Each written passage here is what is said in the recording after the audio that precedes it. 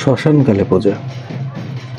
শ্মশানকালী পূজা হলো দশমহাবিদ্যার প্রথম বিদ্যা কালিকা বা কালী দেবীর একটি বিশেষ রূপের পূজা, যিনি শ্মশানকালী নামে পরিচিত। মায়ের স্বরূপ বর্ণনা। শ্মশানকালী হলেন কালীর অন্যতম ভয়ঙ্কর রূপ।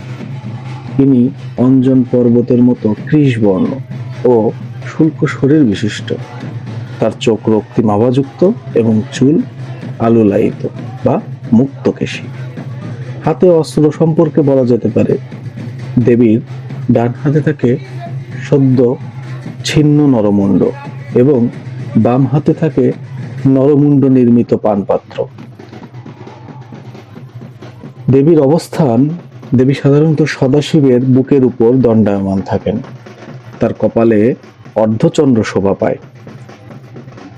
কালীকে ধ্বংসের দেবীও বলা হলেও এই ধ্বংস বলতে সর্বনাশ বোঝানো হয় না, বরং এর অর্থ হলো তিনি নিজেই সমগ্র বিশ্ব ব্রহ্মাণ্ডের রচনা করেছেন, আবার তিনিই সেটিকে গুছিয়ে নিয়েছেন। শ্মশান হলো জীবনের শেষ পরিণাম বা মৃত স্থানের নির্দেশক। শ্মশানে কালী পূজা করার অর্থ হলো মানুষ যেন তার শেষ জীবনের মায়ের কোলে আশ্রয় পায় এবং তাতে সে অসীম শান্তি ও আনন্দ লাভ করে। শ্মশান কালী পূজার কিছু বিশেষ নিয়ম আছে। পূজার স্থান হিসেবে শ্মশান কালী পূজা প্রচলিত নিয়ম অনুসারে সাধারণত শ্মশানেই করা হয়। এই পূজা মূলত তান্ত্রিক প্রক্রিয়ায় সম্পন্ন হয়ে থাকে।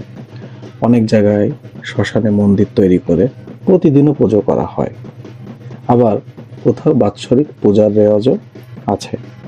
তান্ত্রিকগণ এই পূজায় মঞ্চমকার অর্থাৎ মৎস্য, মাংস, মদ্য, মুদ্রা, মৈথুন উপাচার ব্যবহার করে থাকেন।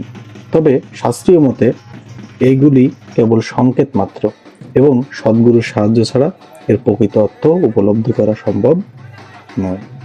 শ্মশানকালী পূজা সম্পর্কে আপনাদের যদি আরও আগ্রহ থেকে থাকে তাহলে আমাদের কমেন্টের মাধ্যমে জানান।